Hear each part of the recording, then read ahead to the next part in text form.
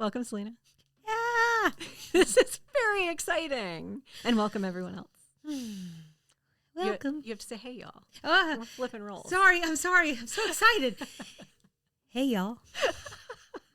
We have a very special episode this week. The most special. Probably the most special. This is a mic drop, walk away moment. Are you telling me you're ending the podcast after this episode? Not. Oh, I'm okay. not, but like I would feel satisfied. Okay. Like I'd had a meal.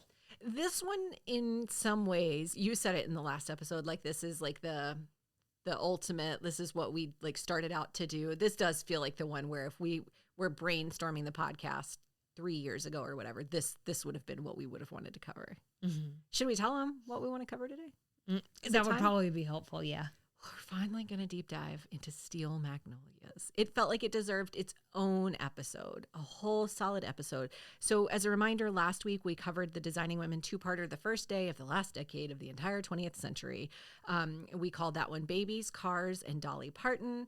But we had two really big references that fall right in the wheelhouse of a podcast about the South and Southern representation on TV. Dolly Parton, our queen. An angel on earth, and Steel Magnolias. Mm-hmm. We got both of those references in one episode, so it felt like let's do totally separate episodes on those. So we're going to focus on Steel Magnolias with this episode, and then this week's extra sugar is going to be Dolly Parton. I'm calling it a deep dive on Dolly. Love it. So that's where we are. That's this week. Wonderful. Well,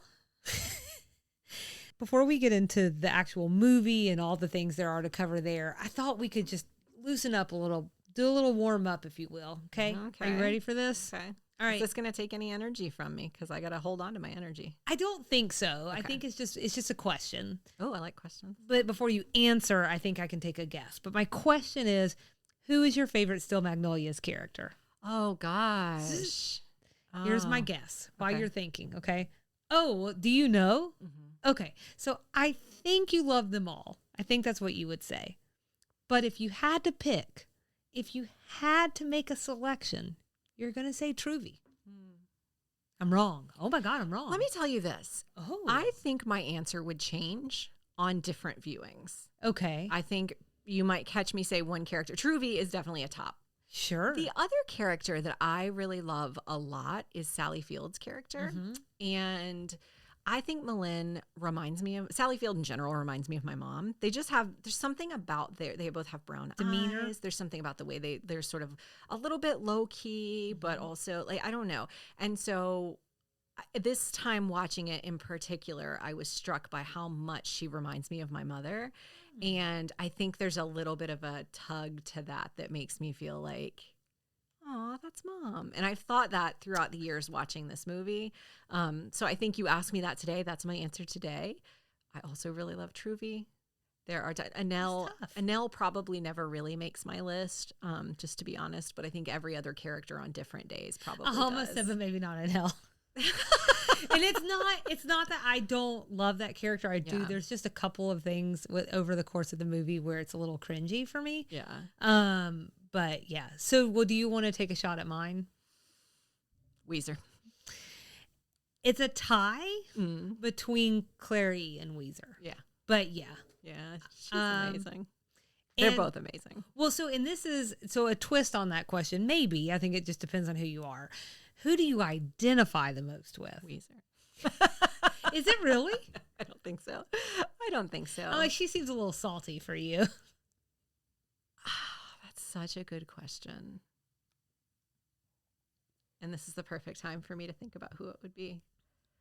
I think probably there have been times because of where we are in life that it's been Shelby.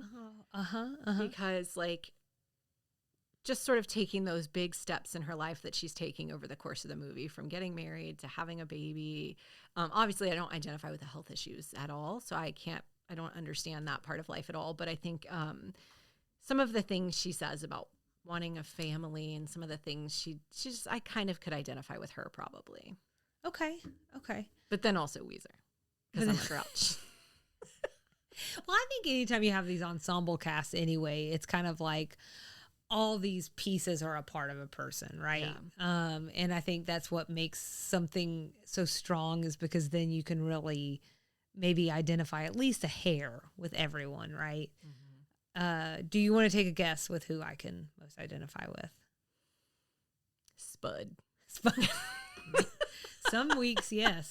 Casey does call me Eeyore from time to time. I almost see you as a Truvy. Almost. Really? What a high compliment. So mine's Weezer. No. When Weezer rounds the corner early on in the movie and says, "This is it. I found it. I'm in hell." Is that like her bag falling off her shoulder? Probably. Like her hair's all... Well, yeah. That's you on a Monday. Yeah. So all I could think was, good God, it's me. And I just really feel like that's kind of who, even if that's not who I'm portraying to people on the outside, because I don't know, like, I don't try and show that side of myself like immediately to someone, because like that's a lot. But that's who my insides have always been. I mean, possibly even when I was like 5 years old. I'm like, I could always just kind of identify with Weezer. I was like, I get this lady. I get this. She makes sense to me. Yeah, I'm like, she's making some solid arguments. She also has more money than God. Okay. Just been in a really bad mood for 40 years. I mean, haven't we all? Closing in on it. Ooh. So what I wanted to do past that was start off with some basics, because I think we do need to do a little scene setting. I mean, maybe not everyone listening to this, for one, has seen it. Turn this off and go watch it if you haven't. But number two is, right, if you haven't watched it in a while, this, might be a little bit of a refresh for you, so we can like start off from a similar place. So first of all, we're not going to be holding back on spoilers, okay? Yeah. This is a deep dive. This is a celebration of a 33-year-old movie. So, in fact, I'm going to be spoiling it in about 25 seconds or so. So, you've been warned. Steel Magnolias is about, this is our synopsis. We're going to start off like any Designing Women episode, except make it Steel Magnolias. It's about a group of Southern women whose friendship helps them cope through the trials and tribulations of life and death in a small Louisiana parish. And don't fret, Nikki, I did look across about 3 different synopses that I didn't care for to make this one. I was like, it had to be perfect. Wrong. Although I will say, because I think depending on who you talk to, they might think it's Shelby's movie, or they think it's Malin's movie, or they think it's a Nell's movie. So I think there's probably an argument for all of Someone thinks it's a Nell's movie? Oh, we're going to get there. Oh, gosh. Okay, we're going to get, actually, IMDb does. So, okay. So the movie premiered on November 15th, as you told us, in episode 13. Now that I've said a number, November 15th, 1989, starring Sally Field, Shirley MacLaine, Olympia Dukakis. These were all Academy Award winners at the time, as well as Dolly Parton, Daryl Hannah, and then breakout star Julia Roberts, who would go on to win an Academy Award herself in 2001. Supporting cast included Tom Skerritt, Dylan McDermott, not to be confused with Dermot Mulroney, Sam Shepard, and Kevin J. O'Connor. That was off the cuff. Thank you. You did really good. Favorite pop culture references. You did real good. It was directed by Herbert Ross, who we'll just talk about a little bit more in the trivia section. It's important, I think, to understanding the background of the movie. But the screenplay was written by Robert Harling, who we have talked about a little bit. But I feel like this is pretty well known. But for those who don't know, Steel Magnolias is a film adaptation of Harling's 1987 play of the same name. It is based in part on his sister, Susan Harling Robinson, who died in 1985 of complications from type 1 diabetes. In my research, I realized that he has actually written 3 of my all-time favorite movies and the most rewatched movies of my entire life. So that's good to know. Tell me more. It really, it blew my mind when I saw it, just because, I mean, I think you know what a movie person I am. Mm-hmm. It's like such a integral part of my life. And so that it was these 2 movies as well as Steel Magnolias. I was just like, what is happening? Soap Dish and The First Wives Club. These are 2 additional movies that I have just seen a trillion times. I don't know Soap Dish. Nikki, get out your movie list. Okay. Because it's going on there. So while Nikki puts this on her movie list, because it is her turn this next time, Despite an initial limited release, Steel Magnolias debuted at number 4 at the box office, and it stayed in the top 10 for 16 weeks, grossing more than $83.7 million domestically, or a little over $200 million today. That is a really darn impressive dramedy. Like, that doesn't happen every day. So I don't even know if that would happen today, honestly. The landscape is just so incredibly different. Yeah. If it's not a franchise, it just doesn't see those kinds of numbers anymore, unless it's some sort of really weird phenomenon. So this was a unique moment. So critical reception was somewhat mixed. It had a 68% on Rotten Tomatoes from critics. That is 68% of 34 critics' reviews are positive. I always have to go back and look at that because that is just a little bit of a brain breaker for me. And then 89% audience score. So it means 30 some odd percent of critics were wrong. That's right. Is that what I'm hearing? Okay. That's what I think you're hearing. Okay. A third of critics just have bad taste. And I can't help, I didn't look at all. Okay. I really just looked at Roger Ebert's. I can't help but harken back to when we first started covering Designing Women, and I think it was at the end of season 1 we talked a little bit about the critical reception and how when you looked across all of it, was all men being like, what's all these women talk? Why is it all these women talking about their periods? I mean, it wasn't exactly that, but kind of. So I can't help but wonder if some of that is in the sauce. So Julia Roberts won a Golden Globe for Best Supporting Actress. She and Sally Field were also nominated for an Academy Award that season for Best Supporting and Best Supporting Actress and Best Actress, respectively. It was Roberts' third movie, and it was her first nomination. So the movie won Favorite Drama Motion Picture at the People's Choice Awards. This is going off pure memory, so I apologize if I get this wrong. But funnily enough, with things that we've discussed already this season, I think it tied with Batman that year. Oh. What a good year. Batman, man. It's just, we just didn't know what was coming. It's true. Anybody want a Marvel movie? So I'm going to stop here briefly before we dive in, because again, that was just scene setting. Nikki, don't feel like you have to, but if you had any initial reactions or anything that's just out there for you already, I want to give you an opportunity to jump in. Well, I'm afraid to say too much because I don't know what else you have. Sorry, yeah, but I think the writer basing the story on his sister is, once you know that, I feel like it adds a layer to your view of the movie, because you said it's based in part on his story with his sister. It sounds like Shelby's story tracks pretty closely with his sister's story, like wanting to have a baby, even though doctors told her she shouldn't. I've read things over the years where he says that his mother, so this like dynamic between Malin and Shelby is always a little bit tense, and it sounds like his mother's interaction with his sister about this particular topic were intense as well. And he was a little bit afraid that when his mom saw it, she was just going to feel some sort of negative way, because it just hurts to see that played out in front of you. But he thinks actually it was really cathartic for her. And again, like I think in some watches, because I've seen this movie so many times, my opinion of things changes dynamically with it, along with my life context. And there are times I watch Malin where I'm like, God, why is she such a pain in the butt? Like Shelby just wants to live her life.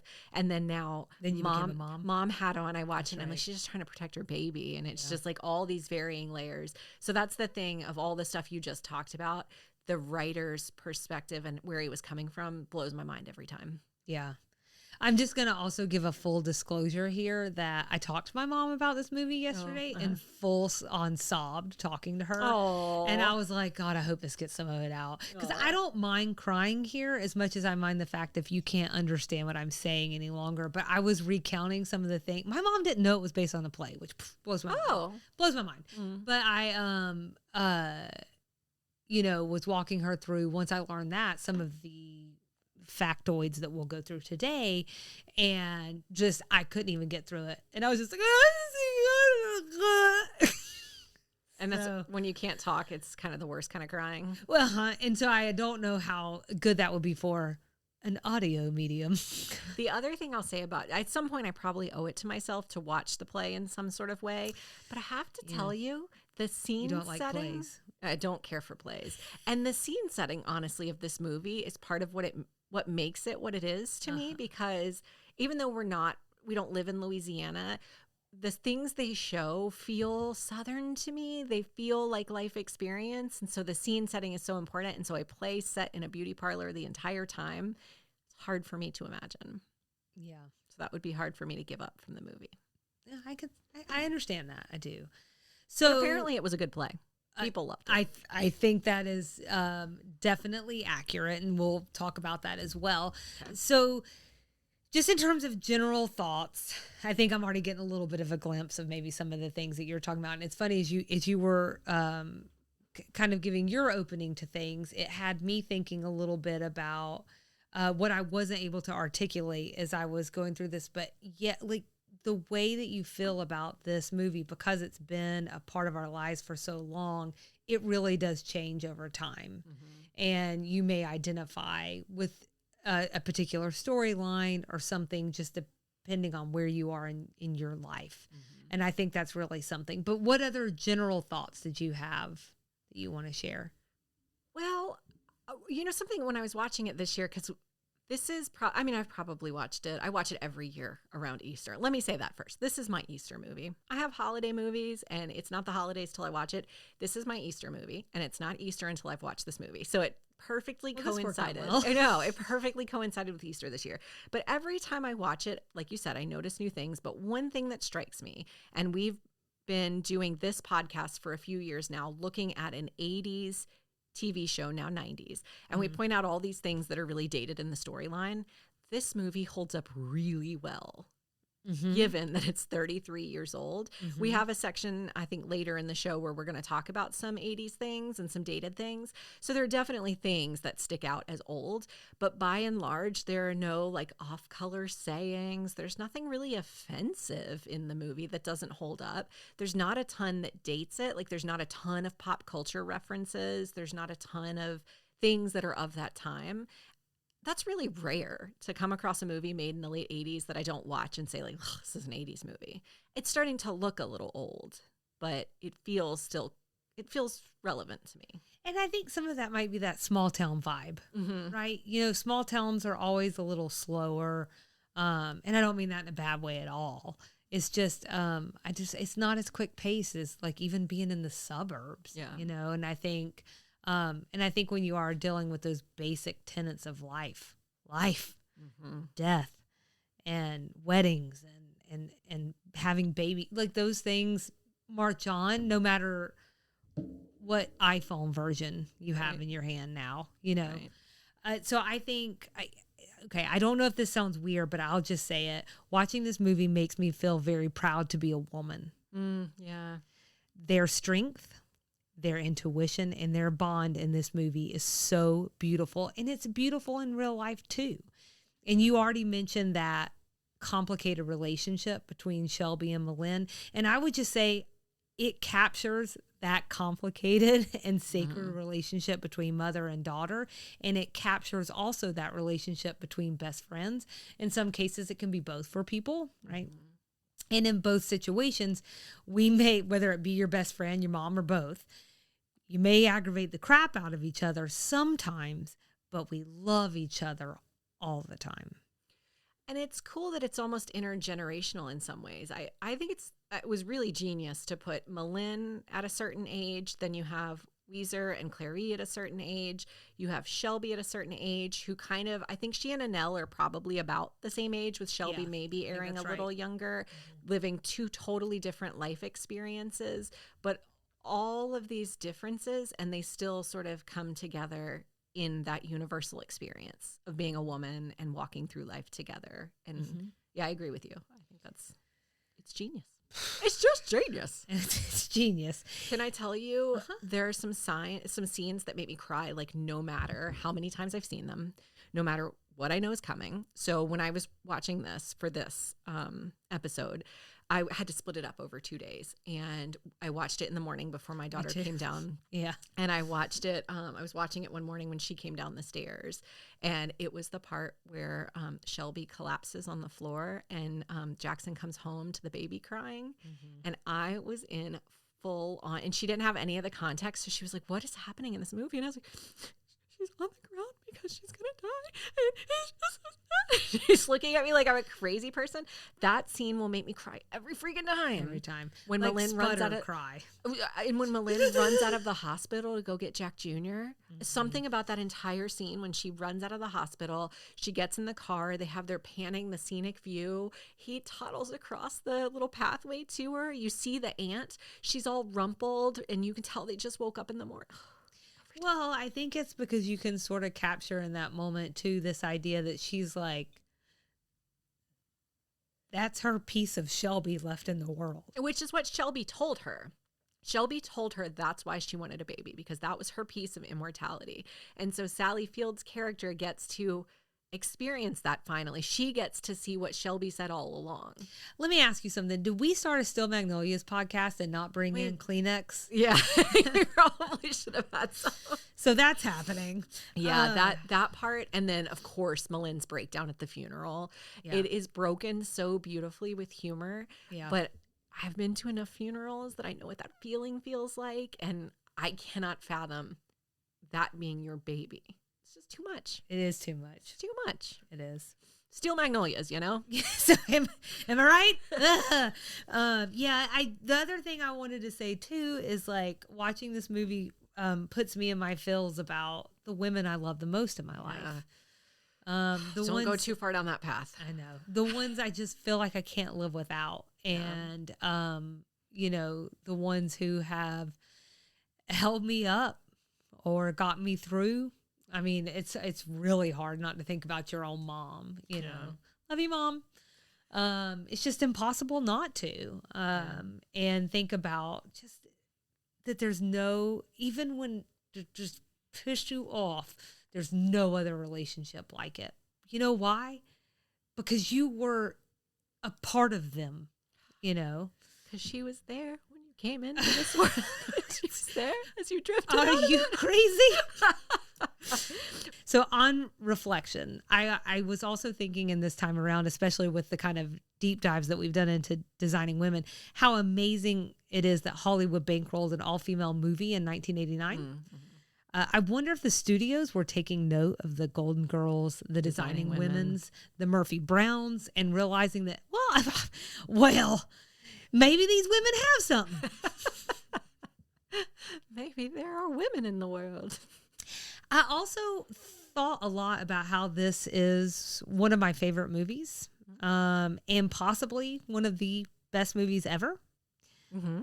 And I think I've built a case for it. Okay. But I wanted to see what you thought. Okay. So, okay. In case you want to argue that this is a horrible movie, which would be weird. I refuse to argue that. The other thing, though, that I didn't mention in general thoughts, but may be relevant here, is that I think I watched this movie probably for the first time in the realm of fried green tomatoes and beaches. Like, I kind of lump all these together. Mm-hmm. And so I'm curious, as you go into this, I'm kind of keeping space in my mind for other movies like that. Yes. Okay. Go ahead. Okay. It's so funny because what you're saying is in my memories section too. Oh. And it's definitely about fried green tomatoes. So the first thing that I thought about a lot on rewatch and watching it through this kind of critical lens, which I haven't done before, is just how unbelievable the writing is. It is the most quotable thing I have ever seen. I started to write down all of my favorite lines, and then I had to stop because I realized it would just be me reenacting the movie. I limited mine to Truvy's quotes because she has a handful that they're tops for me, but I also wrote a few down and I had to stop myself. It's tough. I wrote some down for the Southern section. And then I had a couple that were just so, like, if it really struck me in this time through and it wasn't one I was thinking of, it was hard. It was hard. That's what I'm saying. I don't know if another movie takes the viewer as successfully through all of the emotions, but somehow still feels balanced on the other end. It is genuinely one of the saddest, funniest, and most thoughtful movies I've ever seen. I think a lot of people get swept up in the big stuff that happens, but I want to make an argument that Steel Magnolias is also a million small moments. Like the Spud Truvy stuff. Like that too. So which are like kind of like these diverting plot lines, but I'm thinking like similar to like how a great comic hones in on these things that we think or do, but we don't tell anybody about, but everybody kind of knows. And then you're like, I do tie my shoes that way. How did you know? But like when they're heading into the chapel for the wedding and the interaction between Malin and her son is so funny to me. He steps on her foot. He steps on her foot. And you could just, it's like some mixture of like, I love you, but also you're really getting on my nerves like these last 3 years. And then they sit down and he farts. Oh, I'm not sure I've ever noticed that. You hear like a little noise and he goes, sorry. Oh, I thought that was him apologizing for stepping on her foot. That's when they're walking. Oh my god. Then they're sitting down. I've never noticed that. Yeah, he like a little toot squeezes out. Teenage boys. Exactly. And it's just like this perfect capture of like all of that. It's so wonderful. My God. And you get a lot of that in the movie before it goes to all these emotional tones. And then so that's my case, is just like it captures the big, it captures the small. The writing is so good. It's so quotable. It's so emotional, but like balanced. That's my argument. For making it one of the best movies. Yes. But I do, and I didn't even go into all the good, like such a good cast and all of that. But those are all of my reasons why I think it's tops for me. How do you feel about the end of this movie after the funeral scene? So everything in the closing Easter scene. I'm worried that this is a leading question that's going to walk me into the wrong answer, but I'll say it's fine. It's fine for me. Now what I will tell you is I think it's a little bit odd that Annelle wanted to name her baby Shelby, whether it was a boy or a girl, and the fact that she said it at the post-funeral like gathering at the house. This didn't feel like great timing to me. So this idea of Annelle after that is just sort of awkward to me, that she's going into labor when poor Malin's still trying to grieve. But like the feel, and this is what I'm talking about, like what I love about the movie is the feel of everything. Feels like Easter in my childhood. Like it just feels like Easter egg hunts and our cute little Easter outfits and our baskets. And I like little Jack Jr.'s outfit. Very much the same. Last weekend taught me. Yeah.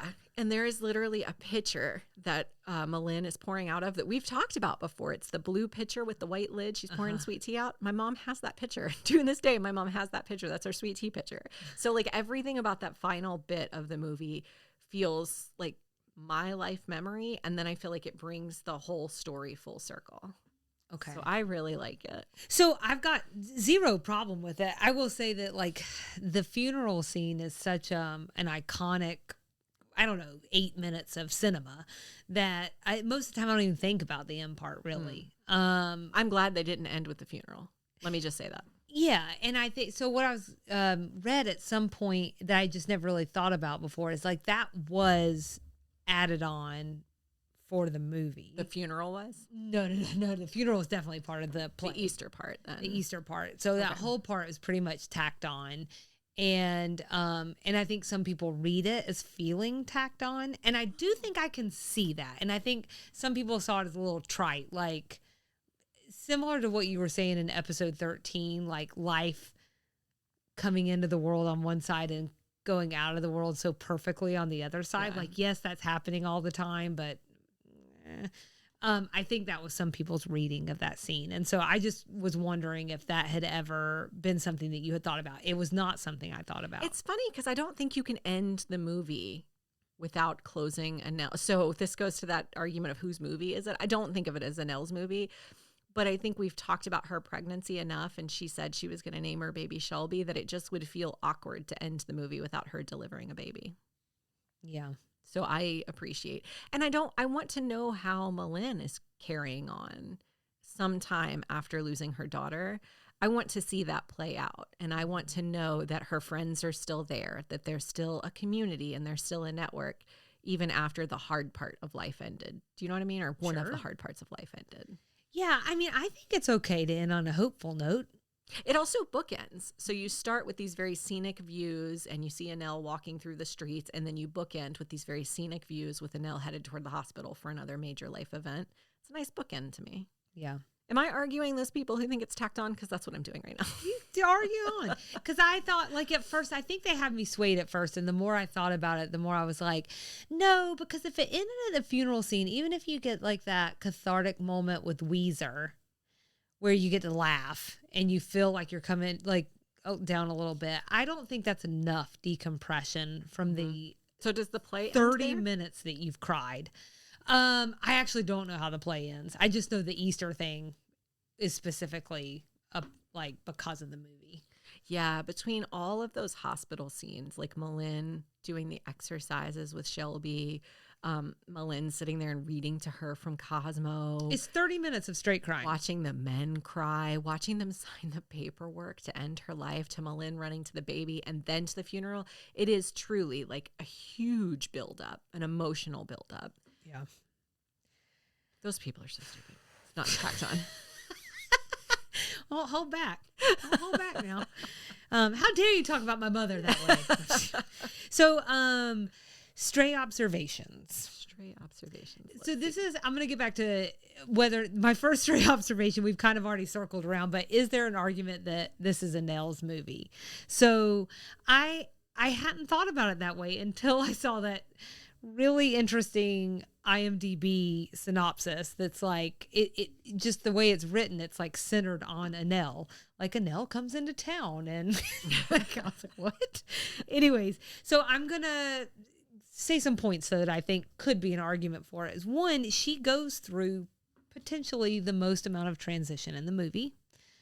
She moves to town. She's been through a really weird relationship. We don't know exactly what's happened there. She goes through a reawakening spiritually, as she finds Jesus again, maybe for the first time. I'm not really sure.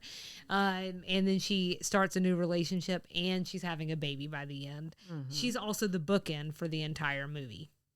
Mm-hmm. She is our entree into this world and into this group, mm-hmm. and she is having the major event at the end. Mm-hmm. So I'm not saying it's her movie. I'm just saying there is a part of me that's like, okay, IMDb, I gotta see how you wrote it that way. That is so funny. That never would have. This is a Shelby movie. This is about Shelby and Malin. Everybody else is just supporting characters. Truly. I mean, Shelby experiences the biggest life transition. She dies. That's true. Malin experiences the second biggest life transition. She loses a child. Yeah. Everybody else is supporting them. Yeah. A transition may have not been the right word. I know what you mean. The most character development, or the most, character development. Thank you. Yeah, but I don't know. Because I don't think Shelby changed. No, I don't think so. No. And I don't think Malin really changed. Well, we wouldn't know unless we got to see her I think Malin more. did. Okay. I think when Shelby passed away, she changed. So she has that moment at the funeral. She says she's right. It is a brown football helmet. And then she says, going to run to Jack Jr., that whole thing about him being like her connection to the world. I think she changed in realizing, holy crap, my child was teaching me something this whole time. She knew what she was talking about. She knew this is what life is all about. And that's what she was. Yeah, I think I think there was an element of change. It's just so strange. And I came in hot on the Annelle thing, but it's just not as much as Annelle, though, because Annelle goes through like a wild child phase. We don't get to see it. But she's such a supporting character. I know. I know. I'm just until reporting I see the news. Laid out drunk on the street. I haven't seen the wild child. Yeah. I don't know. That's so fascinating that in all my years of watching this movie, I never would have put this as an Annelle movie. Right. Also, I think the crushing argument is that Robert Harling wrote it about his sister. So that was me crushing the argument. But yeah, you should have seen me when I read that synopsis the first time. I was like, what the what? Anyways, but then I was like, well, we have to talk about it now. Okay, so this is another stray for me. This has always bothered me. Early on, Clary says Annelle is too young for a past because she's all of 18. Sure, me too. She can't be more than 18. I looked it up. She would have been 28 when the movie was filmed. Yeah, it seemed to me that Shelby was a little bit younger than even right. Annelle. Like Shelby in my mind just graduated college. Yeah. Annelle's a woman who's lived some things. So Drum and Weezer. This is something else I've got to ask you about. I already have my answer, but I'm still going to ask. Were they like hot for each other? Drum and Weezer? Oh gosh. I Oh, see y'all should have seen the shock in her eyes. She was not expecting that I question. was not prepared for that because I see him as a little brother to her big sister. Okay. And he's like poking her like a little brother pokes his big sister. Not poking that way. Nope. Well, once Nope. you went to brother and sister, I left. So I will just say, I've always thought the answer was yes. I've always thought they kind of had a thing for each other. What? Yeah. It's like an immature flirting. They're just old and flirting. Like, all that reads like flirting to me. Drum feels like a very immature grown man. And I think that's Weezer right. is a very, very easy target because she gets so angry. So he will do anything to irritate her because she gives him the reaction he wants. Yeah, she's an easy target. Oh, gosh. I am not owning any of this. Gross, ew. Gross, ew. Well, except for the fact that he's married. They're both consenting adults. Yeah, gross, ew. Let's stop. I didn't say I agreed with it. I just said they've always read like there's some chemistry there. Okay, so what stray observations do you have, if any, or anything else that you want to discuss before we move on to memories? Let me put it that way. Nothing else to discuss before we move on to memories. So I don't really have a ton of memories to share because most of it's just like me watching this movie and crying. But I will say that I totally identify with what you were saying earlier, where you like have these moments where absolutely you're going to cry. Mm-hmm. For me, it is at that moment where Shelby falls and then on out. But like, there's a little Pavlov's dogs going on for me too. Oh. Whereas almost sometimes the minute that music starts, it's like I know what's coming. Yeah. And I'm already there. So I don't remember the first time I saw it, but given I was talking to my mom yesterday and then realizing, oh, yep, we're related. She was like, when did that come out? I was like, and I told her, and she was like, well, when did it come out on video? I was like, Mom, I don't know. She like starts Googling it. Oh, and she found it. Oh, when? So it was released out June of 90, I think is what she said. Good Lord, that's fast. Is it? It came out in November of 89. Oh, that would be really fast. Oh, now I don't trust it. Anyways, it doesn't matter. I would have seen it. Trust but verify. Working on it. Sometime, because it used to take like a year for movies to come out. Maybe it was closer to the holidays or something. Anyways, she thinks that I probably saw it for the first time when I was like 6. June 19th, 1990. Oh, look at that. Sorry, Mom. I didn't mean to not believe you. That is so fast. That is really fast.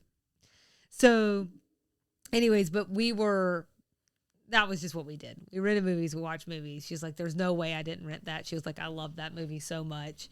And she was like, you definitely would have seen it. And the funny thing is I remember watching it back to back with Fried Green Tomatoes. Once Fried Green Tomatoes came out.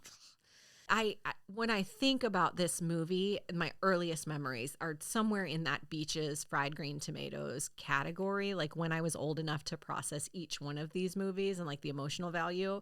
So probably like middle school is probably the first time. But like I said, I've watched it. I'm like you. I've watched it so many times. It's hard to tie a specific memory to it because I just watch it. It's just a movie I watch. Well, I do have one other memory of it, which is before I watched it in preparation for this episode, the last time I watched it was with you and your mom. For the 30th anniversary, probably. Mm-hmm. Yep. Yeah, we went to the movie theater. They were showing it. Had to see it. I also, when I cry in movies, I don't want other people to know I'm crying. Like when I was a kid, they used to make fun of me because I would cry at everything. I just am a crier. So I used to be really embarrassed. So I remember going to see it. Even then, I was like, suck it back in. Suck it back in. Don't cry. Please don't cry. Please don't cry. Even in front of my mom. Like, I just don't want to be that weepy. And she weirdly doesn't cry. And I'm like, how are you not crying right now? My mom cries for all of us. My mom, I can definitely see how she acted. I mean, just like, it just flips right on. It's a shame that I didn't become an actor because I can pretty much cry on demand. That's all you have to be able to do. I have like a handful of memories I can draw on every time that will make me cry, whether it's this movie, other movies I've seen. I've got them. I just tap in and immediately go. But this movie just every freaking time makes me cry. And it's hard to remember a life not watching this movie. Like, I don't remember not having seen Steel Magnolias. I've seen it more than I've not seen it, if that makes sense. Well, it's been for most of our conscious life, right? Exactly. Yeah. I mean, most of our memories aren't before age 4. Yeah. So I think that makes sense. I thought we could talk a little bit about favorite parts. Too many to name. What am I? Too many to name. Oh, okay. All right. Well, moving on. I'm just kidding. I love the wedding scene. I love all of it, like the reception. I know, it's hard. The dance circle, normally like a dance circle is going to turn me off, but those people doing like the almost like the line dancing of sorts, I love it. Yeah. I love the whole thing. Yeah. I think it's delightful. I've said already, I love the scene setting parts. And now walking through the small town in the beginning, the Christmas festival. I just really like the celebration of small town, how it feels confined. But also like warm and welcoming, like a warm blanket. I think this was the most I'd ever paid attention to the first part, like before they actually get to Truvy's and when she is walking through the town and how beautiful those houses are. Woo! Gorgeous. Goodness. And there's stuff like there's a little baseball team crossing the street and just it's all very small town. Yeah. And then the last thing I'll say that I really, really like about it is like we talked about a minute ago, quotes. Uh-huh. Do we have a whole section for quotes? No. Okay. Okay, good, because I put them right here. Oh, good. One of my favorites is when Dolly says, any good shoe, I wear a size 6, but a 7 feels so good, I buy a size 8. They're 8.5? Perfect. I love that. It's great. Of course, Shelby saying 3 minutes of wonderful, like she'd rather have 3 minutes of wonderful than a lifetime of nothing special. What a wonderful, who writes that? Who Robert writes Harlan. that? A man. Love the part where Nell decorates the porch. And then she says, hide that cord so it don't look tacky.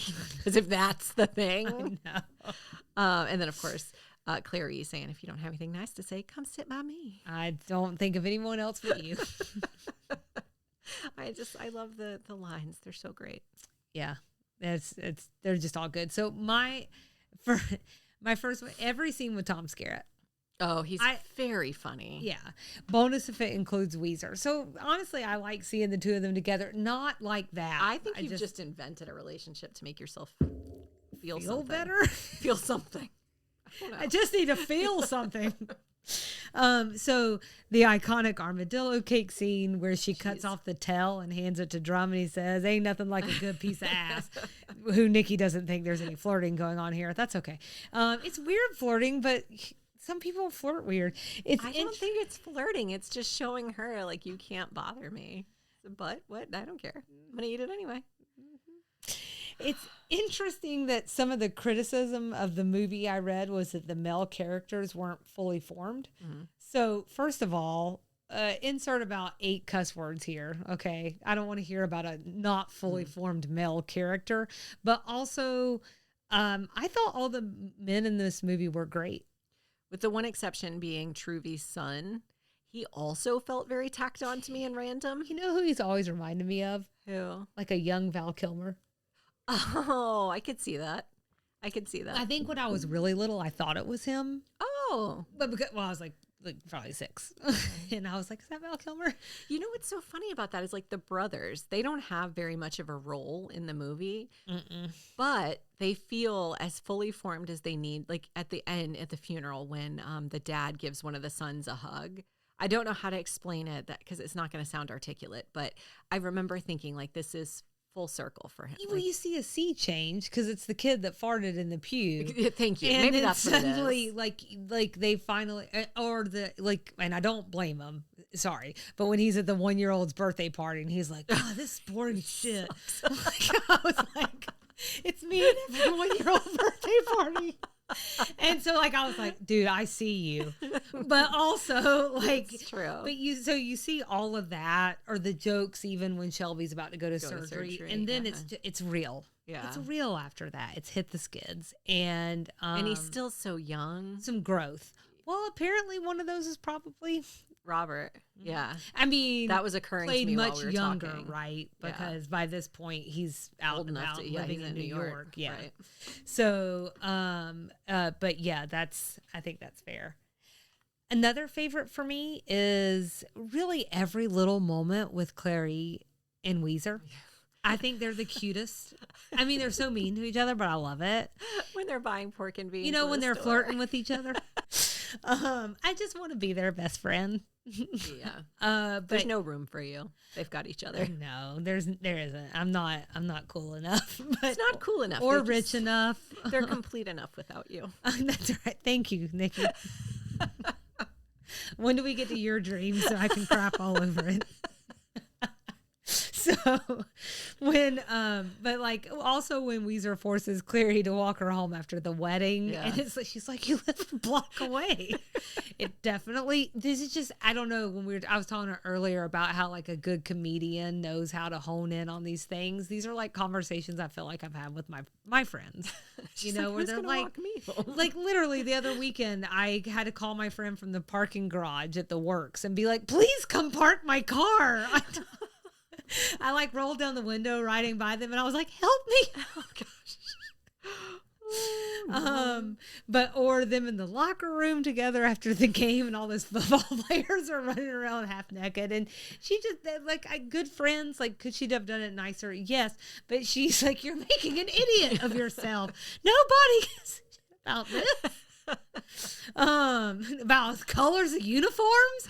Anyways, all of the salon scenes are up there for me. And let me tell you why. I think that I hear you on feeling like you would lose out on some things when it's in the play. But in terms of a movie and so much of it being in the salon, while that is obviously a relic of the play, it's a much less clunky way for us to get exposition about the characters. Mm-hmm. At the same time, we were able to show what was going on with Shelby and experience it together. And I think that ratcheted up the emotional component, right? Yeah. So first we see just how bad her diabetes can get, though I read that's downplayed both in the play and the movie. How tired and emotional she is when she gets all her hair cut off. It's just these signals, right? We see the dialysis marks, what that's doing to her. And it's how we find out about the kidney transplant. So we get these big mile markers. And I just think it does a really nice, it serves as a good backdrop for that.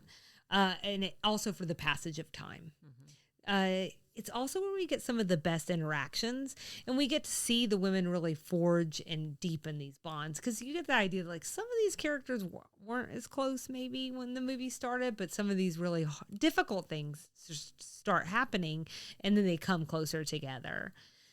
So the scene where Shelby tells Malin she's pregnant, when I was little, that part used to bore me. And so just thinking about the things we've been talking about so far and how as we've grown up and watched this movie, how things hit us differently, I appreciate it so much more now that I'm older. And I think the acting is just so spot on. It's so natural and relatable in some weird way, even though like that's never happened to me, but just this bumping of heads between mom and daughter.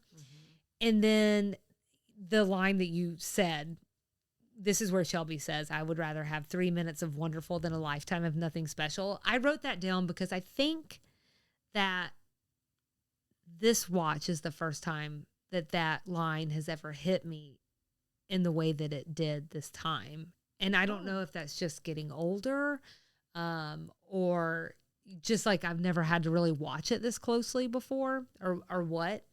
But it just really hit me in such a more profound way this time.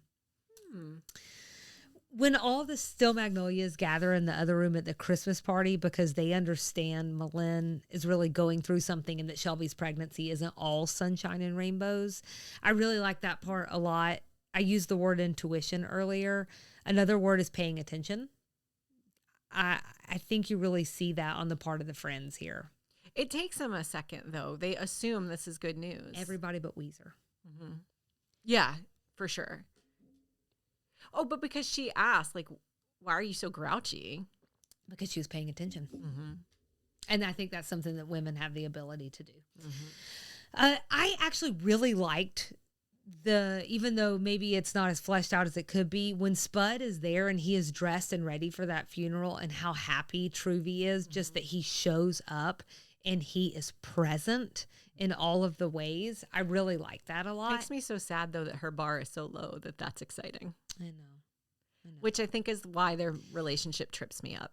And I think low bar or like not understanding depression or like, whatever but for someone who is in that dark of a place, that is an exciting thing.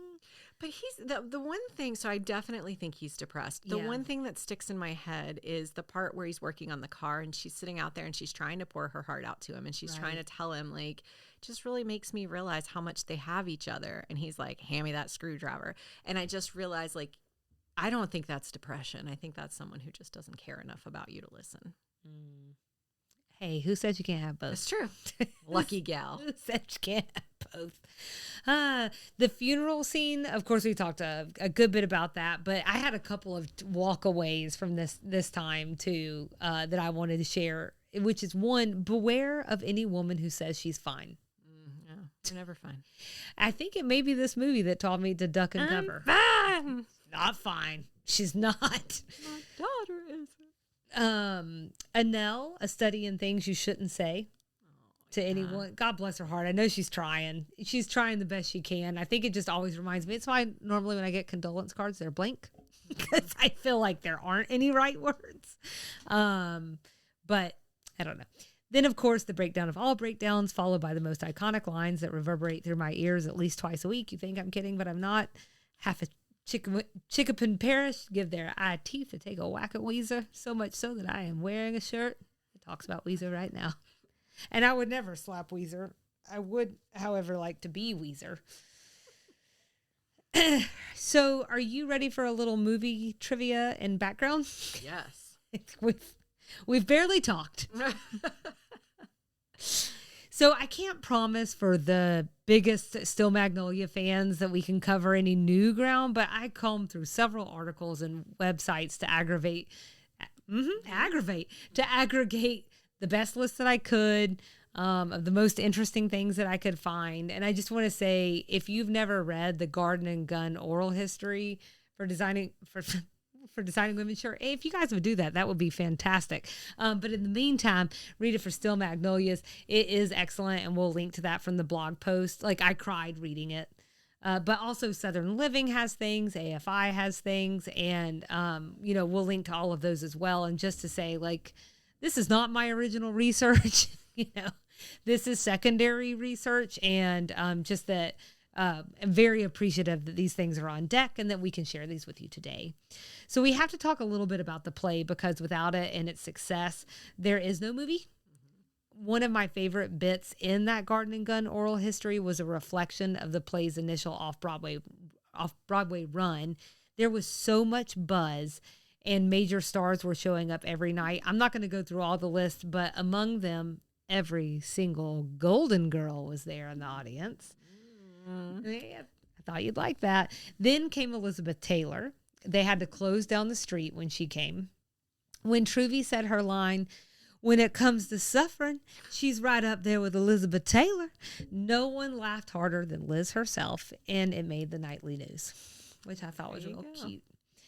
All of the main characters are based on real people who are friends of Harling's mom. He said he'd never reveal who Weezer is based on, but he was very nervous that she would figure it out. Oh, dang.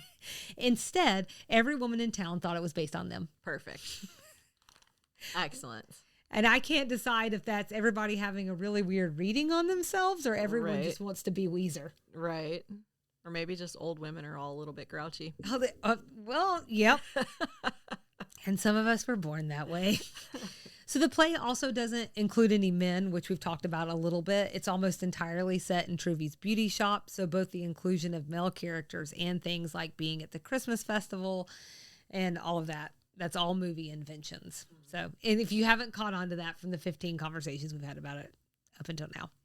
The movie takes place in Chinkapin Parish, which I feel like I'm butchering the pronunciation of that, but there is no such place. It was actually filmed in Natchitoches. So, and that is where Harling is from. We've talked a little bit about that. The producer who bought the rights and won out over other people who also wanted the rights to it, he promised to film it here in the hometown where Harling and his sister grew up, and that's actually what sealed the deal. Oh, that's And cool. think about the impression that it's left on you all these years. That you the right choice. felt all those things. Yeah, it's similar to what you were saying. We were watching episode 13. It takes you out of it a little bit when you're paying attention like you do, and you see that it is sunny California outside what should be a snowy winter window. Yeah. You can stay at Malin's house. Nice. It is a B&B. We'll link to an article in case you want to go. To be clear, I want to go. But you have to call them to make a reservation, just so you know. And I don't make phone calls. So I will never be staying there. That's true, but you could ask your husband to do that for you. I bet you he would. You have to call them and potentially get told no, that they're booked that weekend. That's horrible. I need a computer to tell me no, not a person. No. Yeah, that's tough. Worst case scenario. Do you think they just say no and hang up on you? Probably, yeah. Try again. You idiot. Get out of here. We don't even want your money. Come back on a less popular weekend. I don't know. So also, according to this oral history, the cast became really good friends, and they still are really good friends to this day. At least, really? Yeah, at least cool. The core female cast. Okay. Julia Roberts and Dylan McDermott, their on-screen romance led to a real romance. Did you read about any of this? I think I've heard that before. Okay. So this turned into an engagement, but they broke up in 1990. She got engaged to Dermot Mulroney. Maybe. I mean, they have been in a movie together. She apparently broke it off with Liam Neeson to be with McDermott. God. Julia Roberts and Liam Neeson. An unlikely duo at best. I mean, she was with Lyle Lovett. That feels yes, like, right. That feels like the most unlikely pair. No shade, Julia. You do you. But it's just absolutely you do you. I just took it to mean that Lyle Lovett was a really amazing person. Mm-hmm. Love it. Dolly and Daryl Hannah learned how to do hair to make the beauty shop scenes work, especially that first one, which is like they're just all doing hair for about 35 minutes. You can't convince me Dolly didn't know how to do hair before that. Well, I mean, yeah, maybe just not that specifically. Yeah. Although I would argue she's probably had someone doing her hair for a long time, and even by then. Yeah. Shirley MacLaine said of Dolly, this is her quote, "It was really hot. There was Dolly with a waist cincher no more than 16 inches around and heels about 2 feet high and a wig that must have weighed 23 pounds. And she's the only one of us who didn't sweat. She never complained about anything. Never. The rest of us were always complaining." I saw that on TikTok a few months ago. It was actually a cast interview from when the, I think when the movie came out. And I think actually it was Julia Roberts telling a version of that story. Mm-hmm. And I will say, having done the extra sugar on Dolly Parton, knowing some of the things she was going through in her life at this point, puts kind of a finer, maybe like a context around that, or like a casts a little bit of a shadow on why she was feeling that way at that point in time. Not to say Dolly she's always seemed very grateful for what she has. Mm-hmm. It's not to say that, but I do just wonder if some of the things going on had given her a little bit of a different perspective. Oh, that's interesting. You teeing us up? I am. I think, yeah, I saw what Julia Roberts said too. I can't remember why I included Shirley MacLaine's and not Julia's, but I think in what Julia said too, that is a little bit of a twist on this, is Dolly was like, all I ever wanted to do was be rich and famous, and I am. And I'm that. So what do I have to complain about? Yeah, so life is good. Yeah. And I was like, dang, that is some really good perspective. So Dolly's got great perspective. She really does. I am so excited for your extra sugar. So I've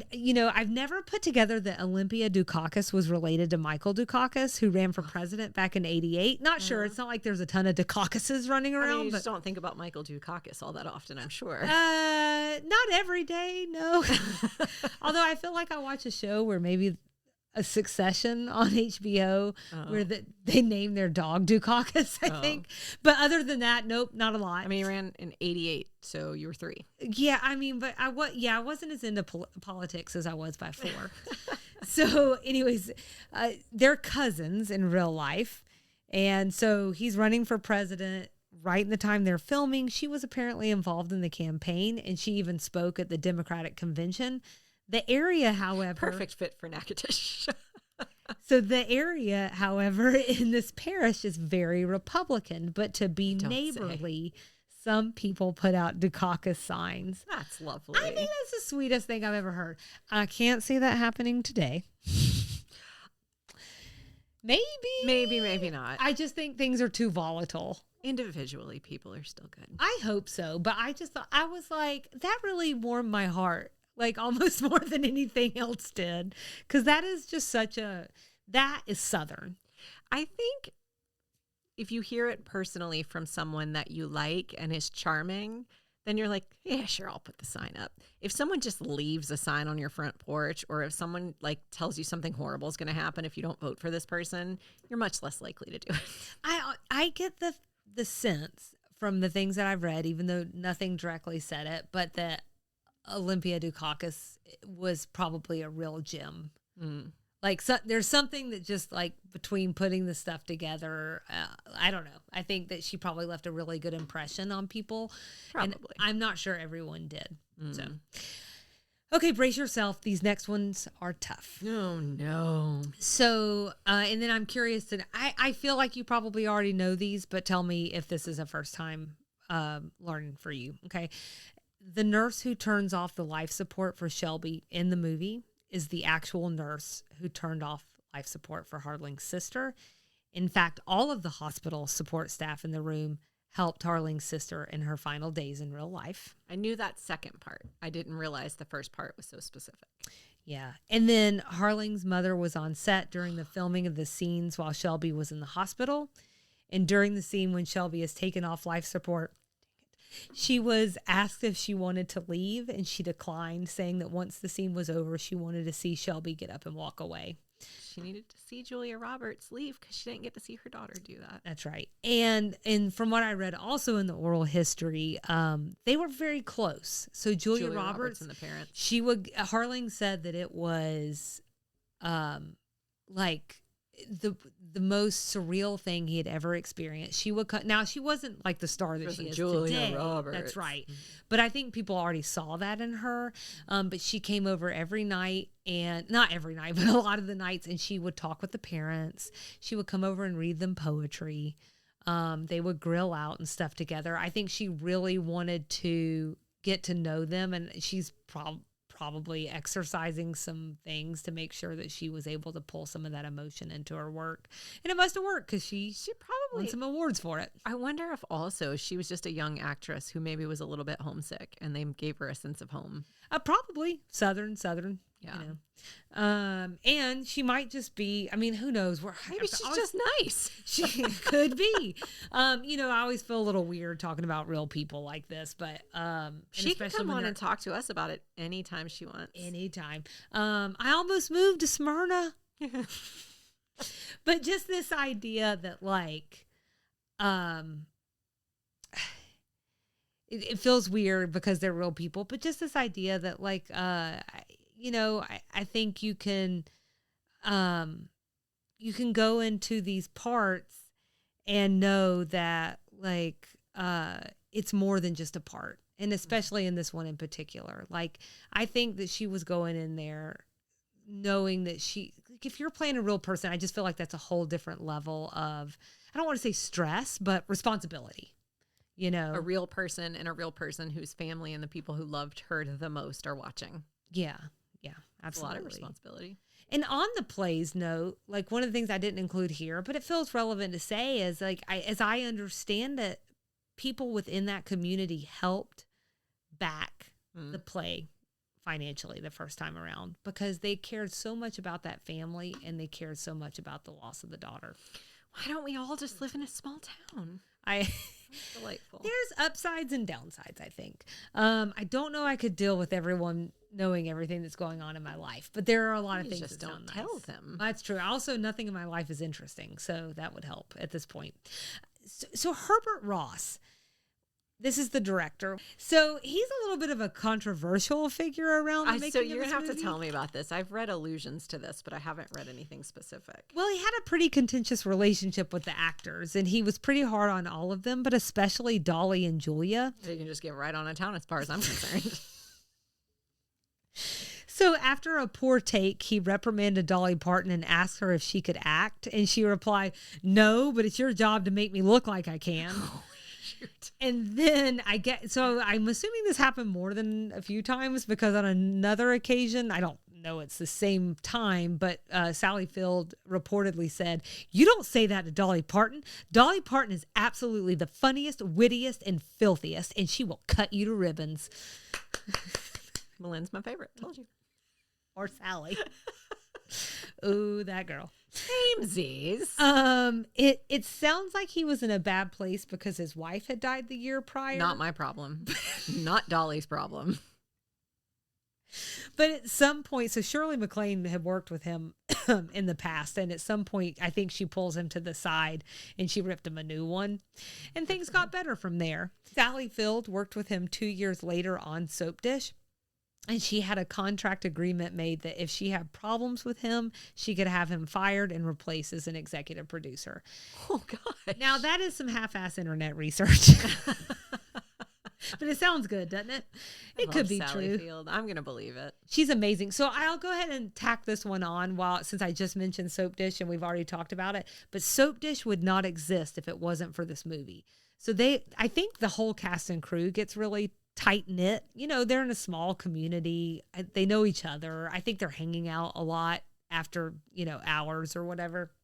And they're sitting around one night and Harling asks, I think maybe they're all having this conversation. If you could play like any one character or do any one thing. And Sally Field basically looks, and this is me just paraphrasing here, but something along the lines of I just want to play a character who dresses good and them to stop making me this frumpy, whatever. And they created Soap Dish and she gets to be, this soap opera I have never star heard of this movie. that's well dressed. I mean, it's got Robert Downey Jr., Whoopi Goldberg, Sally Field, Elizabeth Shue. It's a really great movie. So, all right, there's a couple of things that we have to cover that are in the Steel Magnolias universe. Do you know they made a sitcom spinoff? This sounds vaguely familiar. It's tough because I assume at this point you've probably read a lot of different things. But so it debuted on CBS in 1990, but it was canceled. I bet you that CBS worked that whole Designing Women plot line in about Steel Magnolias into the last episodes that we recorded because they were already working on this. Oh. And it was probably going to wind up being part of the Designing Women Murphy Brown Monday night all-female lineup. I had read that the reason Dolly did the episode was because she had said from the very beginning of Designing Women she loved the show and she wanted to be on it. And this gave her the opportunity to do it. That's amazing. Okay. Yeah, she loved the show. But all of these things can be true. This could have been the kismet that brought her to the show. It's all true. In our world, it is. But the one thing that didn't happen is that show. Yeah, well, but also, what would you do? Why would you? I mean, can you just let a thing be good? Yeah. So more successful in 2012, Lifetime released an all-black cast version. It was the third most successful telecast at that time, drawing 6.5 million viewers. That's huge for Lifetime. And it was quite an all-star cast, especially since this was before everyone did TV. Mm-hmm. So yeah, Queen Latifah, Alfre Woodward, Jill Scott, Felicia Rashad. So we're all in the main cast. All right, some casting what ifs. I feel like for Steel Magnolias, these are pretty well known, but I think I should still touch on them in case anyone doesn't know. Do you know about any of the casting what ifs for Shelby or anything? Probably when you say them. Okay. So Meg Ryan, she was under contract actually. So she was a done deal. Trying to picture Meg Ryan. But who she is? Picture her as Shelby. Okay. I was like, But she asked to get out of it to be in When Harry Met Sally. Mm-hmm. And so this is, to me, one of those meant to be moments because in my mind, there's no better Shelby. I cannot imagine Meg Ryan in that role. There's no better Sally. Mm-hmm. So, I think, I feel like Meg Ryan is maybe, and not that she always played a Sally type role, but I think she does that kind of neurotic a little bit better, and I don't think Shelby was that. So and I love Meg Ryan. Love her. I just don't think this is the right role for her. Right. And I mean, obviously, and that's why I say I think obviously she's done roles that aren't that pinned up. But yeah, it's really hard for me to picture, especially since Julia's Southern, and is just so naturally able to fall into that accent and everything. I don't know. So Winona Ryder was also considered, but ultimately they thought she was too young. She was actually only 2 years younger than Julia. For Shelby. Don't see that either. It's hard. You have to go back to, I almost think, because like eventually Winona like takes on these like darker roles. Beetlejuice. And then she's also like, right. But she's also like just dark hair and pale skin. She's very severe. Yeah. But like when you think about, I'd have to go back to thinking like Edward Scissorhands Winona Ryder, where she's blonde and like a little softer.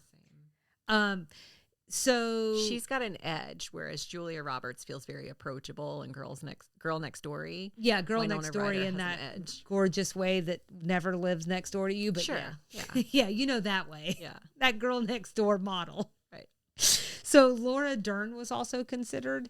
I could have seen her as a Nell, actually. Okay, I'd buy an L. Yeah. There's no other Shelby. I've read conflicting reports, about Daryl Hannah, but she was supposedly turned down for the role of Annelle because they thought she was too attractive. By this point, she's already done Splash, so she basically played the Little Mermaid. And she's done a couple of other things where she was just kind of like the hot girl next door. But apparently she came in dressed as the part and was so unrecognizable that security refused to let her in. I'm just going to say, I don't know if that's true, but I love those kinds of stories. It sounds good, so I thought I'd retell it anyway. Another big one is that Betty Davis wanted to play Weezer, and she actually pitched herself to Robert Harling. I think she invited him to tea or something. She also wanted Katharine Hepburn to play Clary and Liz Taylor. I've read that she wanted her to play Truvy, and I've read that she wanted her to play Malin, depending on the source. But either way, she wanted that cast of characters in there. That would be a totally different movie. Totally different. And I'm not. You're talking about some of the greatest actors that ever were in that lineup, but I just can't see. Can they get past their transatlantic accent and pull out a Southern accent? It is kind of hard to see the Katharine Hepburn accent in there. It's strange. Anyways, that didn't happen. So Good. Truvy was actually written for Harling's friend Margot Martindale. Is this one you're familiar with? Mm-mm. Okay, so Margot Martindale, if you look her up, she's more of a character actor, but you would definitely recognize her. But anyway, so she played the role in its off-Broadway run, and she was supposed to play the part in the movie too, but as far as I understand, Herbert Ross pushed for Dolly. I definitely And then he yelled know at her. Yeah, that's so mean. Yeah, you see what I'm saying? She's been in definitely everything. know her. Yeah. She's from Texas. So, well, apparently she's a lot like Truvy in real life because he wrote it inspired by her. She's been on a lot. Oh, yeah. So, but I think like any good character actor, I couldn't immediately pull from anything. Mm-mm.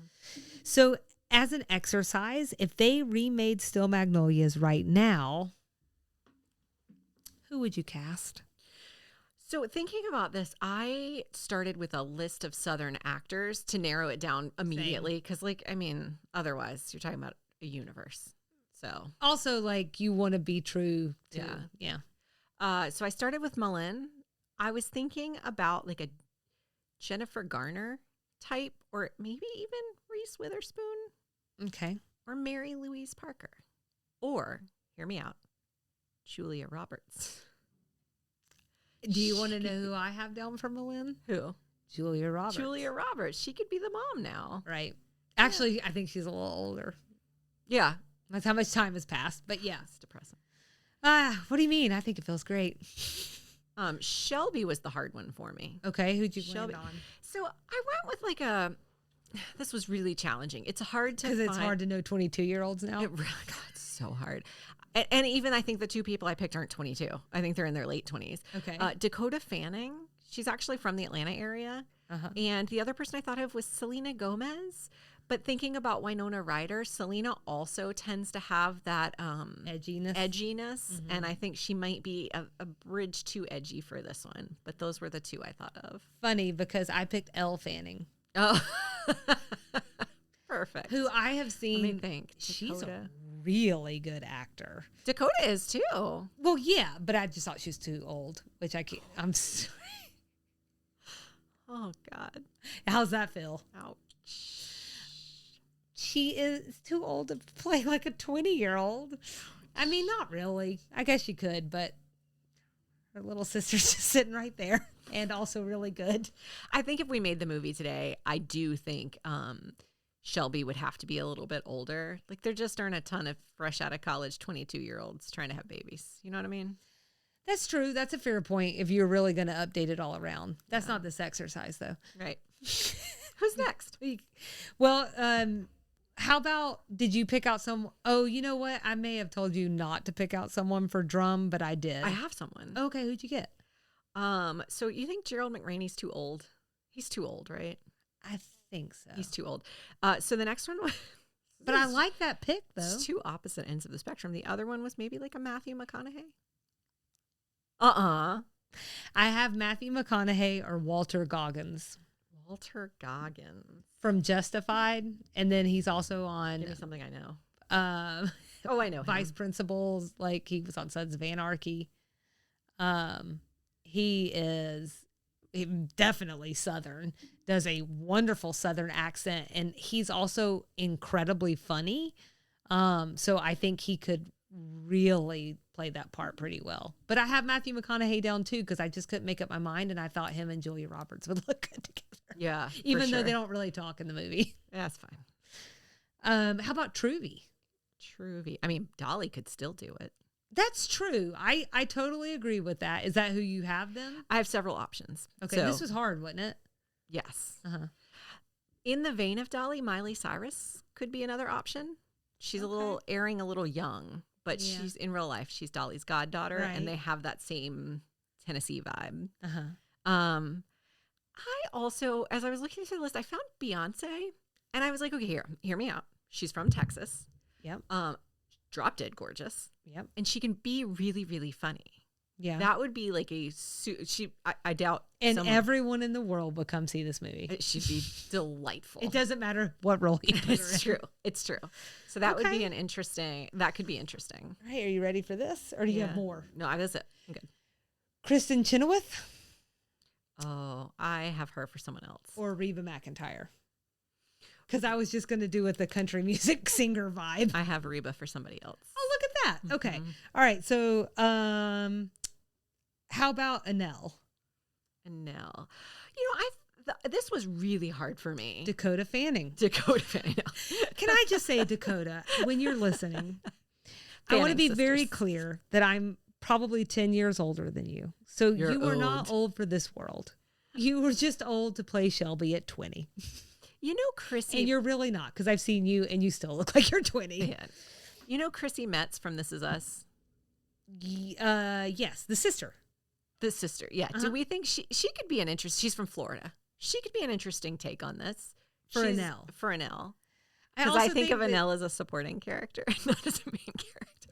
I like the idea. I think I was way too strict on age. Oh, yeah. So I need to be more flexible with that. With that, Selena? That's just what you need to be. That one thing. Everything else, I'm super flexible and so laid back. I picked Antonia Gentry for Anel from Ginny and Georgia. She's the daughter. Oh, because I do feel like there's a quietness to Anel that I feel like she could capture. But she's still like a character who is magnetic, but in like a subdued way. And in my watch of Ginny and Georgia, that's what I see from that actor. Okay. How about Weezer?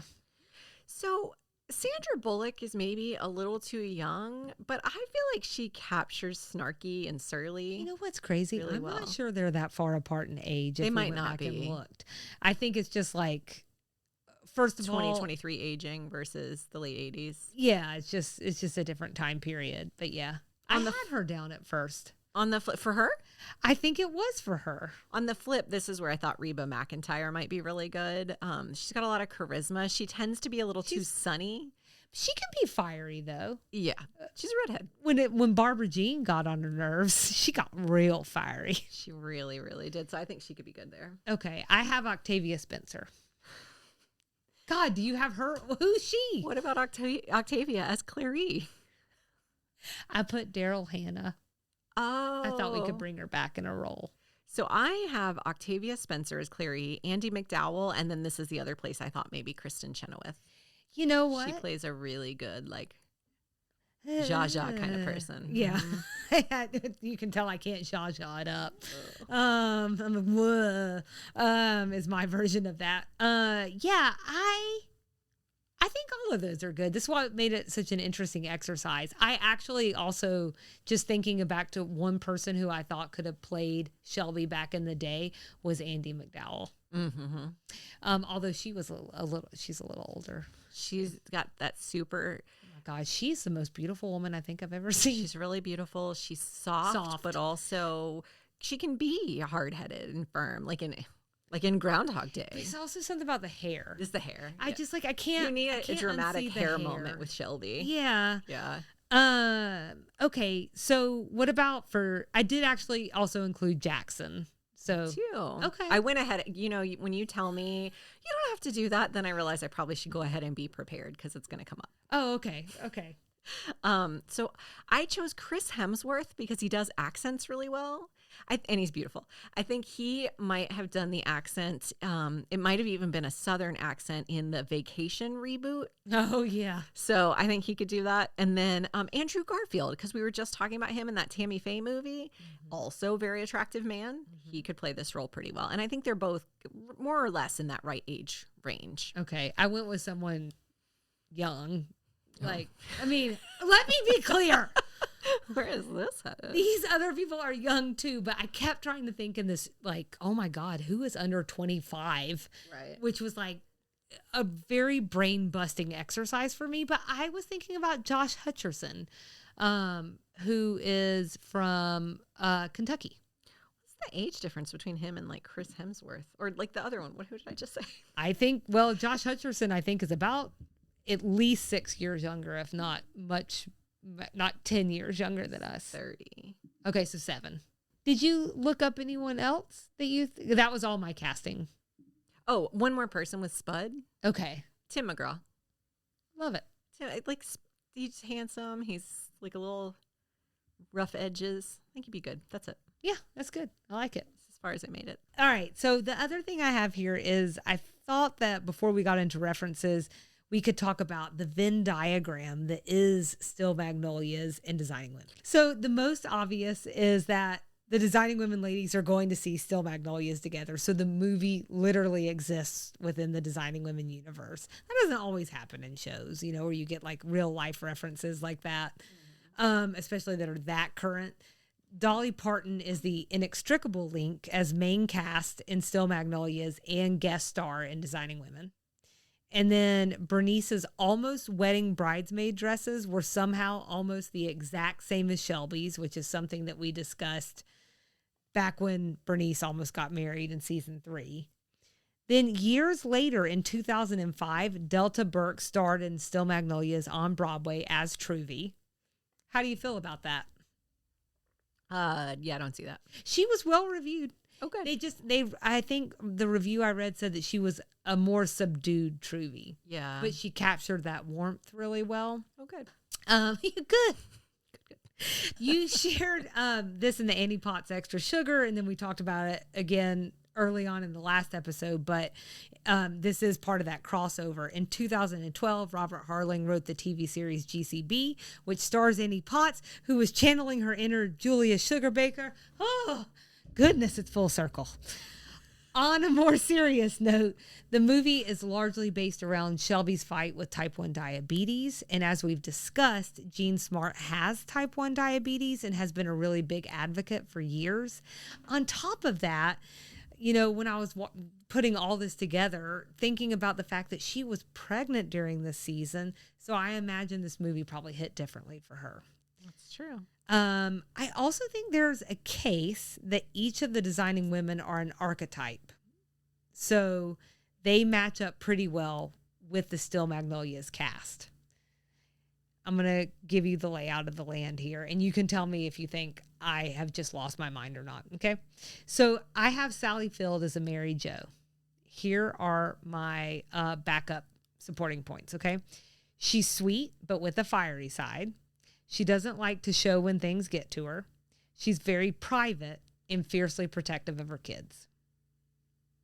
Okay. I buy it. Okay. Annelle as a Charlene. They both kiss a lot of frogs to find their prince. They are both tall, leggy blondes, both very spiritual, and both had pregnancy plot lines. Okay. You're winning at life, Selena. I've got Weezer as a Suzanne. They're both loud. They both wear fur coats in the South where it's hot, so it doesn't make any sense. Animal lovers, and they're both very eccentric and rich, except for when Suzanne is not. It's unclear. On occasion when she's not. Right. And then I have Clary as a Julia. They're both strong women, both have well-to-do family names, an interest in politics, and both lost their husbands. There you go. No one is Dolly Parton. Bernice. There's only one Truvy. Oh, I go with that. Or Anthony. Anthony, because he is also one of a kind. And we know that they're the best. So are you ready to run through outdated things or 80s references? Sure. I feel like you need to take a break. Maybe just a deep breath. My water's very low. So Annelle wanted to go through hair magazines at the beginning. Truvy says it's critical to stay abreast of the latest. I don't know. That feels 80s. Uh-huh. Annelle lost her contact walking through the festival, and then tried to get it back because it's a hard contact, I'm sure, and they only have so many of those. That's not something that happens today. Mm-hmm. Clary working at and buying a radio station. Yeah. Malin gave Jack Jr. a bottle full of apple juice or some kind of juice at the hair salon. That's just really not a thing you do nowadays before they really have teeth or they have baby teeth. It's just not great. It's a lot of sugar. Sugar, and then something about sucking of the bottle at his age just was not a great fit. Shelby crawling to get to a landline. Jackson's mother's glasses at the funeral get me every single time. They are super horn-rimmed. Oh, are they really? Super horn-rimmed. Oh. If you didn't know that movie was made in the late 80s and 60s? You were watching it for the first time, you would have thought late 60s, early 70s, okay, looking at those glasses. They probably were. Probably. That's probably right. And then the last one I had in dated references was that Clary says, "You are too twisted for color TV." It's a great line. Okay.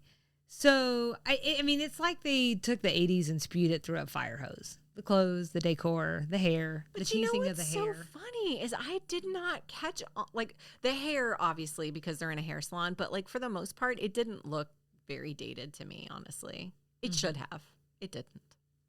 I mean, it's just these things when you look at the decorations around the house. I think I'm desensitized to it because we've been watching Designing Women so much. That's fair. And I'm to the point where this just feels normal to me. Oh, gosh. It was really something with the teasing of the hair and just seeing them do it. Yeah. Gosh, so much teasing. All that damage. Please tell me that the wedding looked dated to you. Yes. Oh, okay. For sure. Yes. I think for at least most of my life watching this movie, I've always looked at that wedding and been like, whew, yeah, there's a lot going on. My grandmother had a pink bathroom when I was growing up, and when I see that, I think wedding we all scene, had a grandma with a pink bathroom I think growing of up. the pink bathroom, especially the mauve. Yeah, it was a big time for mauve. Yeah. So Spud smoking inside the house, Weezer smoking inside the hospital. That's dated. Cool. Yeah, that'll get you arrested now. Decorating the car at a wedding with condoms. That's of days gone by, huh? Probably. You don't see that anymore. So I think unfortunately there might have also been some Confederate flags involved. Yeah, I have that on the list. Okay. That did not age that well. That's in my not. Southern references. But yeah, I have never noticed that before this watch. That's what I was saying. Like, anytime you get a close read on things, you're like, oh, God. Don't look too close. Yeah, I was like watching it and I was like, is he carrying a sword? Yeah. Okay. So calling condoms rubbers, that felt dated. You do not decorate my car with rubbers. There's a line where Truvy says, oh, get with it, Clary. This is the 80s. If you can achieve puberty, you can achieve a past. So it's just funny to me that everything's complicated in the moment. Like, oh, it's the 80s. It's the 90s. Get with it. It's 2023. But anytime we reflect back on the moment, we're like, oh, such a simple time. I'm like, oh, everybody's full of crap. Jackson says that the VCR alone is worth marrying for. Then later in the movie, one of Shelby's brothers comes in with a videotape. All of Vanelle's Christmas decorations on the porch that you talked about earlier, but they've also all had a moment again. Yeah. So especially like the big Christmas lights. Uh-huh. And then just this like idea of a coming out story as novelty and their fascination with the experience of a gay man. Oh. I felt like that just really feels of that time. I don't think that like you would sit around and necessarily have like a full-fledged conversation about that. All that said, rent-free in my head lives all gay men have track lighting and all gay men are named Mark, Rick, or Steve. Cue Weezer's nephew Steve. That's hanging right. on track lighting. That's right. So biggest Southern things. What stood out for you? You already mentioned Natchitoches, Louisiana, which is where it was filmed. Just enough to say that it was originally established in 1714 and incorporated in 1819 after Louisiana became a state in 1812. It's the oldest permanent settlement as part of the Louisiana Purchase. A Christmas Cajun, that's the song that's playing during Annelle's Christmas decoration setup. Uh-huh. It says, we'll have a Cajun Christmas. But if you Google a Cajun Christmas, you get a Christmas Cajun as the name of the song. That's confusing. Oh, that is confusing. But there you go. Huh. Red beans and rice. That's what Sammy suggests they take to Malin's house before the surgery, and which we had for lunch today. The Piggly Wiggly is where they do their grocery shopping. And I brought up the Easter egg hunt at the end with all the kids in their ruffled socks and bonnet hats. That feels very Southern to me. Yeah, definitely. Those were the highlights. Let me be clear. It's a Southern movie. It's all Southern. It's all I know. Southern. Moving on. So a nickname like Spud. And then actually every single name sounds really Southern. And then I always forget, and I wind up spelling Weezer like the 90s band. Let me be very clear. They're obviously still a band, but they did get their start in the 90s. In my entire life, I have never known someone named Malin or Weezer.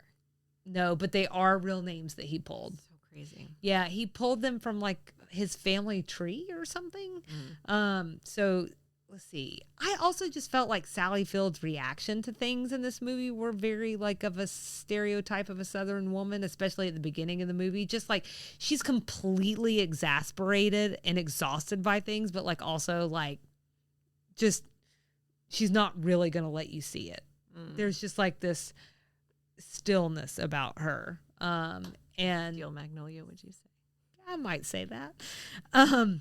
Southern Hair magazine is not real from what I've found, but a lot of people, one, have Googled for it. And number two, I did find a prop master who makes and sells fake ones. Excellent. For runs of Steel Magnolias on stage. Perfect. Having a hair studio in your house, I don't know we own that per se, but I absolutely know that's true to my Southern experience. Currently, the woman doing my hair does it in a salon that she has set up in her home. So the gossip everywhere in this movie, but like especially at the hair salon and this iconic line that you've already talked about. You know, I don't like to talk ill about anybody, but as Clary says, if you don't have anything nice to say, come sit by me. Also, apparently ripped off from Alice Roosevelt Longworth. So okay, there you go. Just for your back pocket. There's the part earlier in the movie too when Dolly Parton says, "You know, I'd rather step on my own lips than talk bad about my kin," but or something like that, and then continues to say something terrible. That's right. Yeah. wedding stuff, being forced to have all your family in your wedding feels Southern. Having not, I mean, that's probably Lots of universal, but bridesmaids. 9 bridesmaids, that feels very Southern. The groom's cake, Southern. The shape, Southern. That was also based on a real experience that Harlan had at a wedding. Oh, God. So it was actually an armadillo. What he invented was the red velvet part. Oh, good. And he is credited with, much to your chagrin, Nikki, reviving the red velvet cake. God, so gross. Then I wrote down some Southern quotes. Jackson is from a good old Southern family with good old Southern values. You either shoot it, stuff it, or marry it. That's what really melts my butter. How about a glass of iced tea? It's the house wine of the South. I'm an old Southern woman, and we're supposed to wear funny-looking hats and ugly clothes and grow vegetables in the dirt. Don't ask me those questions. I don't know why. I don't make the rules. And then some of the people at the wedding wear what... Oh, we talked about that. Moving on, the food. Cuppa, which is the recipe that Truvy shares. It's basically cobbler. Cup of flour. Cup of flour, cup of sugar, cup of fruit cocktail. Fruit cocktail. With the juice. At the Christmas festival, they're serving a low country boil, and then Truvy brings home fried chicken. And then good old Southern Christians. That's right. Annelle pours out Sammy's Dixie beer. This is, in fact, a real beer from a New Orleans brewery that was founded in 1907, and it was Dixie Brewing Company, but in 2021 was renamed Faber Brewing Company. Sorry, I looked up a lot of stuff. She also called it liquor. Did she really? Beer's not liquor, is it? But, I think that's pretty true to the experience. Someone pouring out alcohol probably doesn't really know the right nomenclature.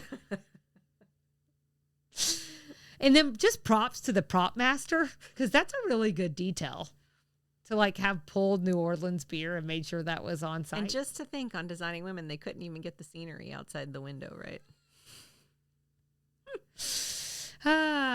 It's tough, And then we can't leave Southern references without talking about the accents in this movie. Do you think there is a best or worst? Or both? I wasn't prepared for that question. I'm so sorry. I mean, obviously, Dolly Parton's is great. I don't know that I could put them on a ranking. That's fair. I didn't watch with that. That's fair. I picked Dolly. I also picked Shirley. I think that Shirley MacLaine's accent was really good. I think Annelle's is the worst, but still fine. Huh. I'd have to watch it with that thought in mind. Yeah, sorry. I didn't mean to catch you off guard. I kind of actually forgot to put this in here, so you'll just have to bear with me. While you think on, in case anything strikes you, but I did look into who was actually from the South or not. We've obviously already talked about a couple of these individuals that we know just by heart. So Dolly Parton, Tennessee, Julia Roberts, Georgia. Shirley MacLaine is also from the South. She's from Virginia. Sally Field, Pasadena, California. She does such a good Southern accent. She though. does. Forrest Gump, this movie. Yeah, I think she was in the When You're Good, You're Good. Yeah. Olympia Dukakis. She can't be Southern. Massachusetts. Ah, perfect. And then Daryl Hannah's from Chicago. So there was one woman who all the local women thought had the most accurate accent. Any guesses? Olympia Dukakis. Yep. They just loved her. This is what I'm saying. So I was piecing it together. I was like, really, she even sounds Southern. I think she does. I think she sounds like that Charleston Southern. It's so funny. That's why I say I would have to watch it, because I think I'm so far past trying to poke holes in this movie, because it's so ingrained in my mind that it's impossible for me to be and they're just making up accents. We were able to do that early in Designing Women. Mm-hmm. I'm not even sure I could do that exercise now with Designing Women. So that's a tough exercise for me. Well, what was funny to me is if they weren't just in love with Olympia. Okay. And please, God, next time I watch Steel Magnolias, I hope I don't watch it thinking Daryl Hannah is such a bad accent. Now I'm going to be in my head forever. And be like, that's why I was surprised when we did the Bannister Buffs of Atlanta. And I told you, I said, the woman who comes in and she's like the manager or whatever, she sounds just like Annelle to me. Mm. And I never thought Annelle's accent was that good. It was just always a little overplayed for me, which is why I absolutely thought that when I went to go look for where that actor was from, I could have just sworn she was going to be from the Midwest or something. And she was from the South. So that's why I said, like, to me, it's the worst one out of all of them. But it still sounds like this other woman's who's from the South. So it's whatever. You know, who knows? We're just making this stuff up, guys. We're just making it up. So references we need to talk about. Do you have anything here? The only one I wrote down was Spud made a reference to Circus of the Stars when he was working on the car. It's one of the few pop culture references in the movie.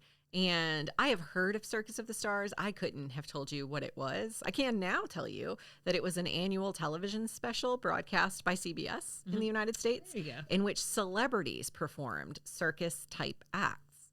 They had 19 shows in total. The first was broadcast in 1977, the last in 1994.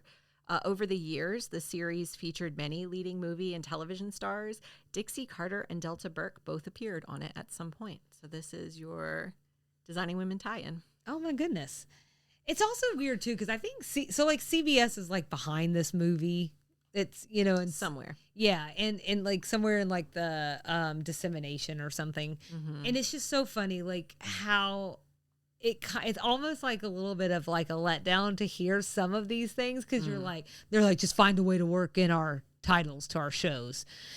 Speaking of, what? I was watching King of Queens last night. She had a stack of Post-it notes sitting on her desk, and it was Nordic Trek branded. Just randomly in a lawyer's office, she has a stack of Nordic Trek Post-it notes on her desk. Of course. Brand endorsement is so crazy. It's so weird. So speaking of that, Coca-Cola. I had never noticed it before. There is Coke, a cola, in so many of these scenes. Yeah. And a lot of it's glass bottles, which I thought was unique. Yeah. I think people like see that as Southern. I think that's right. It's not my experience, but sure. Now all I can think of is Annelle saying, "I'll have a cherry Coke." You're right. She does have the worst accents. I'm so sorry. So, so there, like, I did look into it, and I think the bottom line is, because I'll almost put this as a Southern reference, because it's smart to have Coca-Cola in there, but the way it, you know, it's in the South, it's not Atlanta, but it's, you know, Coca-Cola is Atlanta based, and so for that reason, like, it feels like it could be like a smart, like, hey, we realize we're in the South. But then after like the 15th time I saw it, I was like, okay, this is just product placement. And what I will say without going into the details is it is. So an exclusive deal struck with Coke. Well, we'll link to an article from the New York Times from 1989 about it for all our advertising enthusiasts, because it's a deep cut, but it's out there. The other one that was really bothering me is whether or not Anne Boleyn really had 11 fingers. To know. What'd you find out? I don't know. Oh no. It sounds like it was made up probably by, like, there was like a little bit of a, I don't know if you guys know your history around this very well, but a little bit of a Catholic Protestant thing going on at this time. And it sounds like it was a little bit of propaganda against her from a man who never even really saw her in real life. And so even though at the time, I think it was probably being reported as fact, now more time has marched on, and now historians, it sounds like, feel a little bit differently. So but there we you all go. believe she does because Olympia Dukakis taught us so. But I'm here to speak the truth. That's all she wrote. Oh, boy. Selena, did it live up to your expectation? Was this everything you wanted it to be? Have you said everything you need to say about Steel Magnolias? I could never have said everything I need to say, but I have said everything that maybe we have 3 listeners still around who have made it this far. And so you and I do not pass out at the table. All right. Well, our next episode, we're going back to our regularly scheduled programming. So we're going to talk about Designing Women, episode 14, The Mistress. Everyone can follow along with us and engage. That is, we'd love everyone to follow along with us and engage. Instagram and Facebook at Sweet Tea and TV. TikTok, Sweet Tea TV Pod. Our email is sweetteattvpod@gmail.com. Our website is www.sweetteatv.com. There are several ways to support the show. You can tell your family and friends about us, rate and review the podcast wherever you listen. And we have some additional ways to support the show on the Support Us tab of our website. And come back Thursday, we're going to explore the life and legend of the greatest hick who ever lived, designing women's words, not mine, Miss Dolly Parton. If you didn't tack it on, I was going to. I'm like, that's not Nikki saying that. I only talk about Miss Parton with full respect. Well, you know what that means. What does it mean, Selena? It means we love you more than our luggage, and we'll see you around the bend.